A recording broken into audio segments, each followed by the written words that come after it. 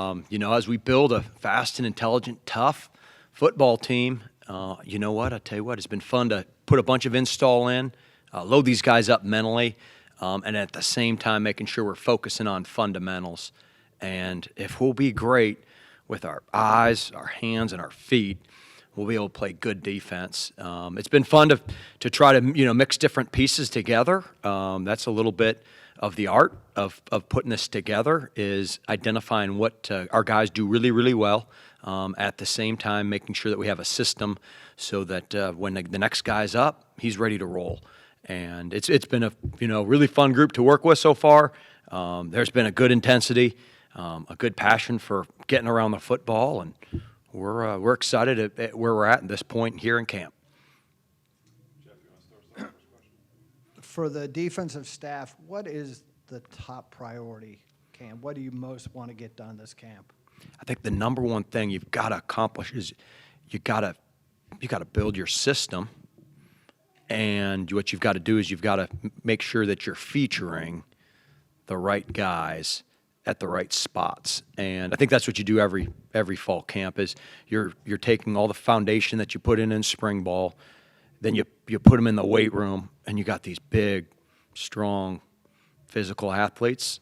And then now what we've got to do is we say, hey, how much complexity do we need to match our personnel? What's been the plan so far on how to balance and allocate snaps between some talented returners and such a large transfer class of DBs? Yeah, I think what you do is in camp, the great thing is camp's about competition. And so when you manage those reps, what you do is you're making sure that each guy's getting an opportunity to prove, their abilities. And that's what you do. You rep a lot of guys, and you let those guys establish who they're going to be, and the depth chart will figure itself out off of the snaps that they get. Yeah, when you're incorporating so many newcomers in the back end and up front, how critical is the communication piece at linebacker, and how valuable is it to have three veterans there to do so in James, Trey, and Cam? That's what we're always going to talk about, our ability to communicate as a group and our ability to finish. And it starts there at the linebackers. You look at all three of the names that you mentioned, that each bring a physicality and ability to communicate. And it's exciting that they've been in the system for a few years as well, so that, to be able to pull along some younger guys, but then also to make sure that they hold each other and themselves to the standard of excellence. I was going to say, do they have a level of understanding of the defense where they can pre-snap, move a guy, tug a defensive lineman in the right direction, or point to somebody in the secondary to get them right? Yeah, I mean, there is no doubt as far as their abilities to get guys lined up is elite. And you know what? It's they have the ability to go be really, really productive, to go hunt down that ball carrier. When you look at Ethan Minter, I mean, last year he was coming in, never playing the safety position, and then he had to play last year as a first year. Where have you seen him grow the most during this past offseason, and what step do you want to see him take? Yep, the biggest area we've seen Ethan is his ability, physically. Frankly, what he's done in the weight room, he's made unbelievable strides as far as what he looks like, which again is a testament to the resources that he's been provided here. And then the biggest step that he's going to have to make is just showing that he's going to go make the play. That's what we all have to do. And we've from a player's perspective, we're looking for guys that are going to be productive, and I know he'll be one of those guys.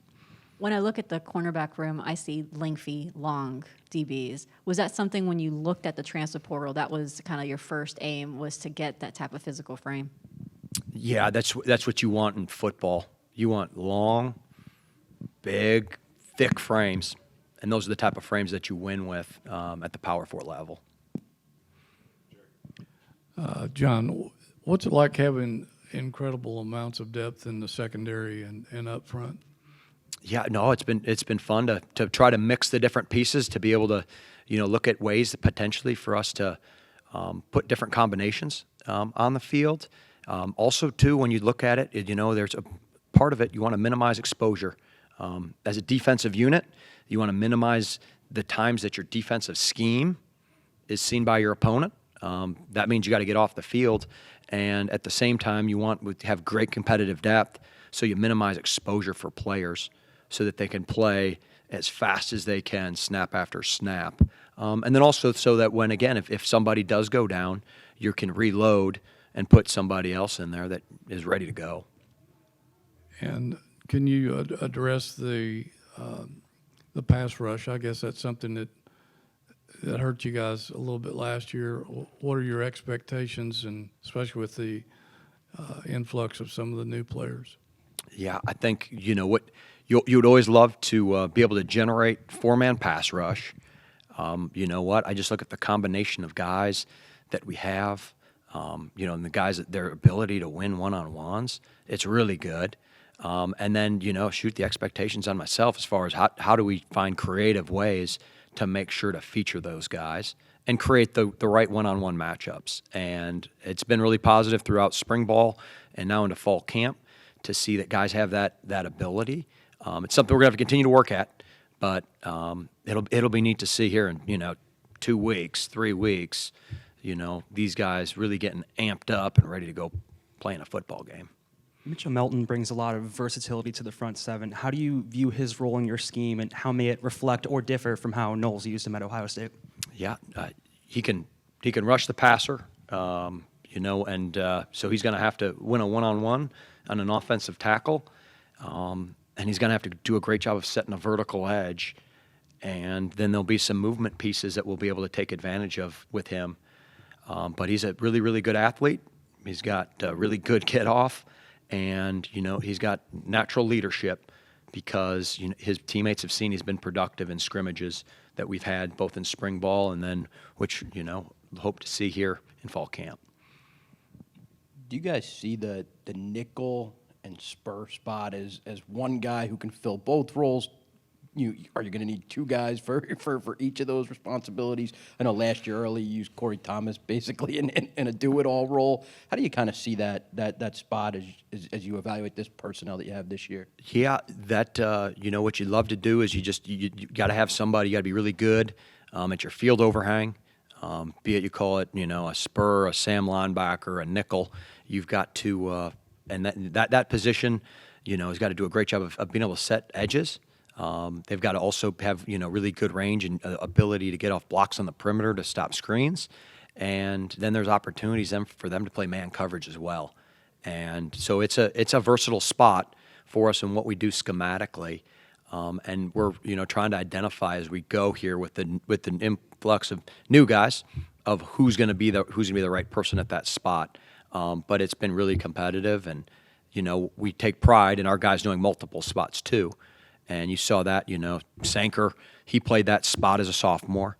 And so, goodness, I tell you what, we got some good ones to pick from to figure that out. I'll say, who have you had working there so far? Yeah, we've had Costner, golly, we've put JP, Prevard has been there. Devin Neal could play the spot. I mean, so you just go down the list as far as there's a bunch of different guys that could play that. And then, too, some of the names that maybe at corner, maybe emerge for us to work them in there. Could Costner crack the rotation even as a young guy? Yeah, elite skill set. Corey is, a young man that can run 22 miles an hour. He's got elite power for his size, and he's a young man that has a tremendous upside athletically, and then also as a worker. And then he's a physical football player. So, golly, I'm excited to see him, scrimmage here this upcoming Saturday. I know a lot of headlines about the new guys coming in because there's 50 new faces. But when you look at, Trey McDonald, Cam Robinson, Antonio Clary, guys have been in the program for years, kind of like the nucleus of the team. What do they mean to the program, especially when you are trying to bring in those new faces and for them to learn defense? Yeah, I think, anytime that you have experience in your organization, they end up bringing, some of the cultural norms that you can't teach overnight.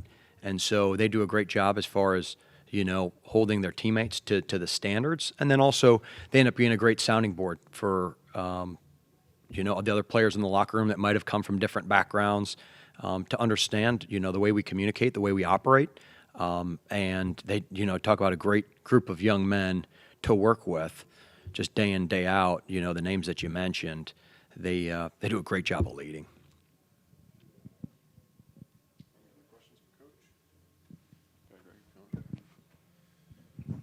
You were in the Mountain West at Air Force for a while. You guys have brought in a few different transfers from that league. You got a couple on the defensive front, and Jacob and Fisher. Anything to that with that league and it perhaps translating well to the ACC? You know what? I think just collectively we went to go get the best players, and it turns out that we're fortunate to get two from the West Coast. Thanks, everybody. All right. We were talking to Cam the other day about people said they haven't seen the best version of him yet, and he said you're about to. Just talk about what your expectations are of him and what you've seen from him so far in camp. Yeah. Again, I just think that, his ability to go sideline to sideline, the versatility of things he can do, as a linebacker, and then, golly, his playmaking ability. It's neat to see because the toughness that he displayed last year of fighting through an injury that frankly a lot of guys would have hung it up. He said, nope, playing for Virginia football and bleeding for this program is so darn important to me. And I think that's what exemplifies his toughness. And you mix that with some just raw athleticism and really a football mind. Oh, the sky's the limit, and it's going to be fun for him to strap it up here in the ACC.